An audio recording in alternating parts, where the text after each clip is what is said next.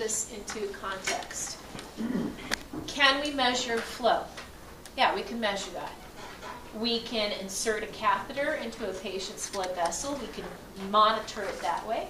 We can calculate a type of flow with heart rate times stroke volume. Yes, we can measure those. Can we measure pressure? Yes, non-invasively with a sphygmomanometer. Do we have the ways to directly measure resistance? No, we don't. So at any given time, we can't really measure a patient's vascular resistance.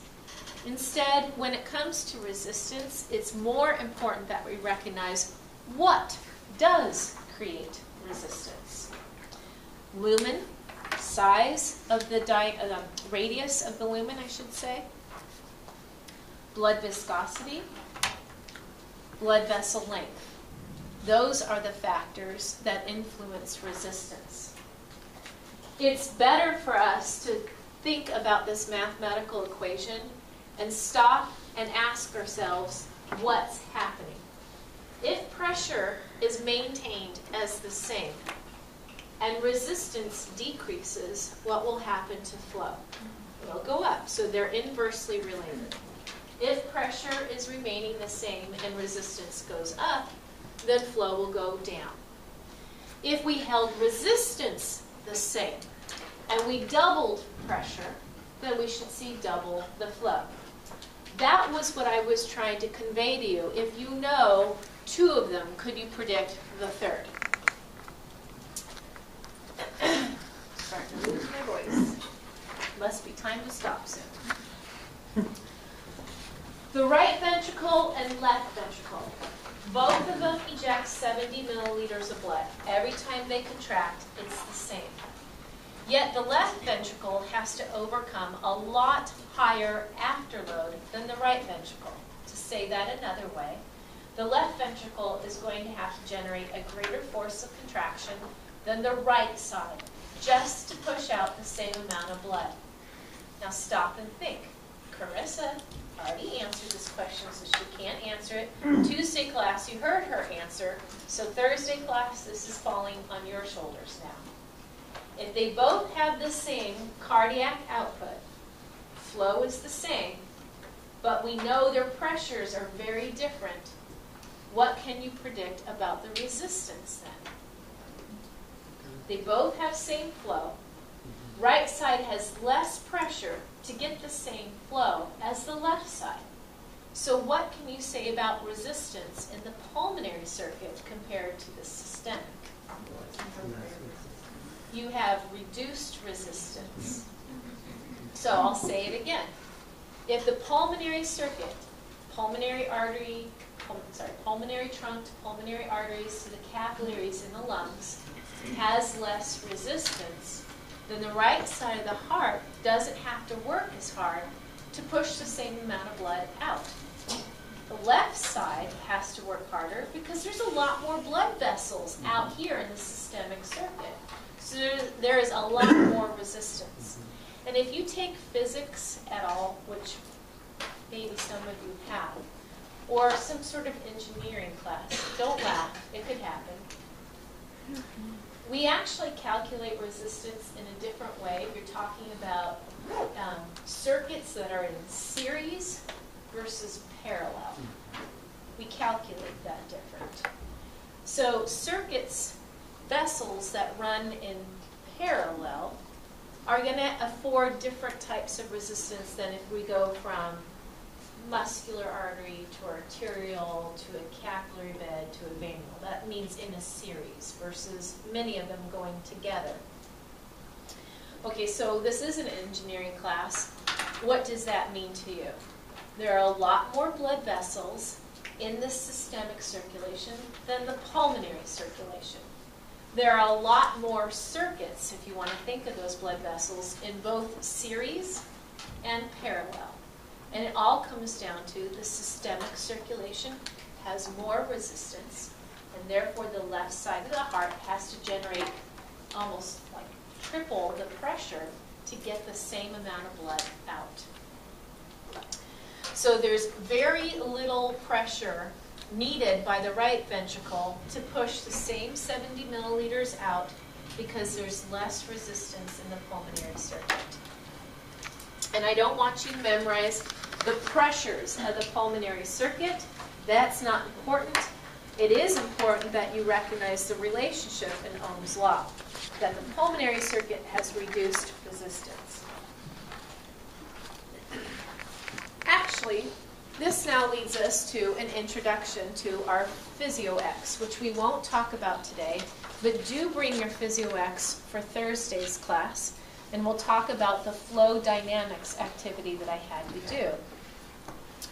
Poissouillet was another scientist who was actually trying to determine what are the factors for flow resistance. And it doesn't have to be blood through vessels, it can be water through pipes. And what he determined is viscosity of the fluid determines resistance. How easy would it be for you to suck on a straw, sucking up water versus if you were sucking up Jell-O? You would have to generate a greater suction to suck up the Jell-O than water, correct? A greater pressure gradient to overcome that resistance. So viscosity. What's the number one formed element in the blood? Red blood cells. So a patient with polycythemia would have increased or decreased blood viscosity. And that means more resistance, and that means the heart works harder. A patient with anemia, decreased viscosity, and that means less resistance, and the heart is not working as hard. Vessel length. The longer the vessel, the more opportunity for the blood to come into contact with the vessel wall, leading to more turbulent flow, which is resistant to normal laminar flow. So we don't really think, do we, of viscosity and blood vessel length changing from moment to moment. Our viscosity of our blood can change over time, but not moment to moment.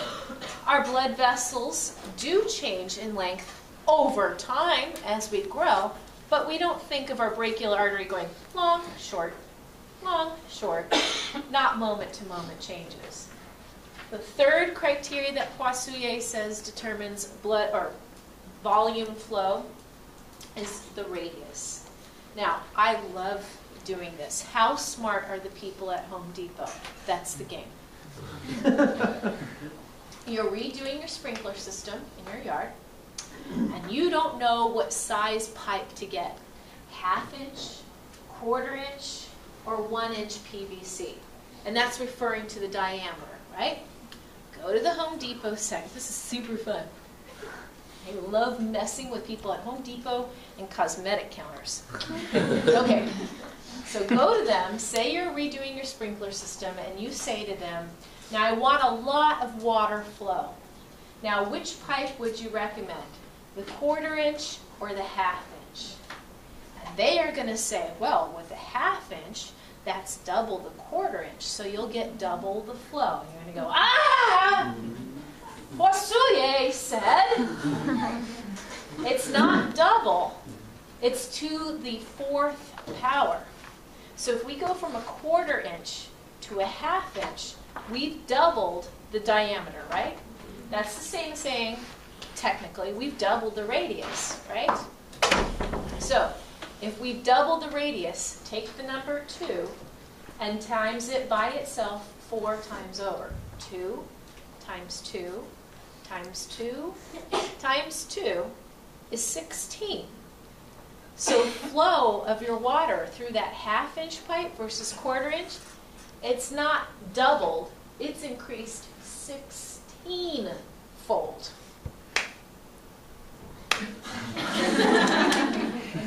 See, you all are smarter now than the Home Depot workers.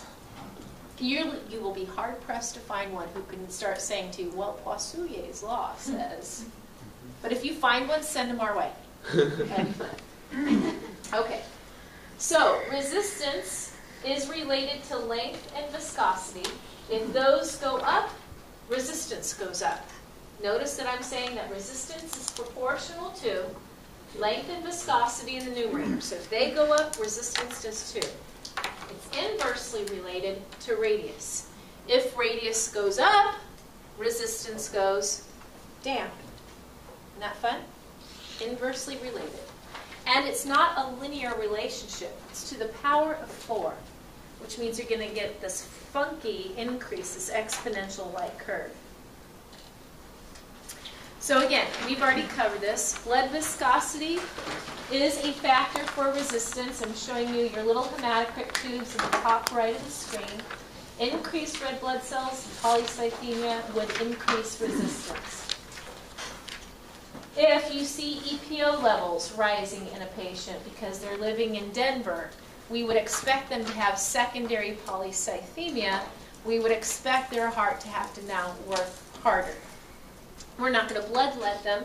If you actually read in Guyton and Hall, they say that the polycythemia doesn't really dramatically increase the workload of the heart. Very rarely do we have to have clinical concern over polycythemia hurting the heart.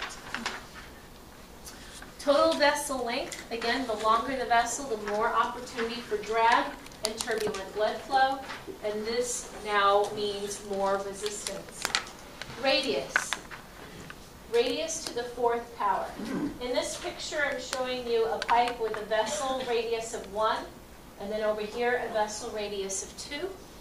The radius has doubled from pipe 1 to pipe 2. And if we take that 2 to the power of 4, then that means pipe 2 has 16-fold greater flow of that water than pipe 1.